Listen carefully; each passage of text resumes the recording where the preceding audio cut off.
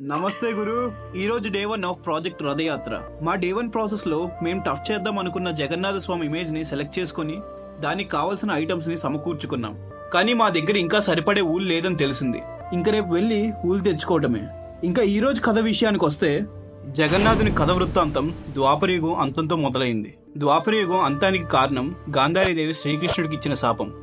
ఒకనాడు శ్రీకృష్ణుడు అడవిలోని చెట్టు కింద సేద తీరుతున్న సమయంలో వేటకొచ్చిన ఒక బోయవాడు జింకని కొట్టబోయి పొరపాటున శ్రీకృష్ణుడి బొటనవేనుకు బాణం వదిలాడు. దేవదేవుడైన శ్రీకృష్ణుడికి బాణం వేసినందుకు బోయవాడు రోధించాడు. వాసుదేవుడు అతనిని ఓదార్చి ఇలా అన్నాడు: త్రేతాయుగమున వాలివైన నిన్ను చెట్టుచాటు నుండి చంపిన ఫలితాన్ని ఇప్పుడు అనుభవిస్తున్నాను. కర్మఫలాన్ని భగవంతుడైనా సరే అనుభవించాల్సిందే అని శరీరాన్ని విడిచిపెట్టారు. బోయవాడు వాసుదేవుని మననానంతరం తరువాత దహన సంస్కారాన్ని పూర్తి చేశాడు. అదే సమయంలో బోయవాడు ఎప్పుడూ చూడని ఒక వింతని గమనించాడు.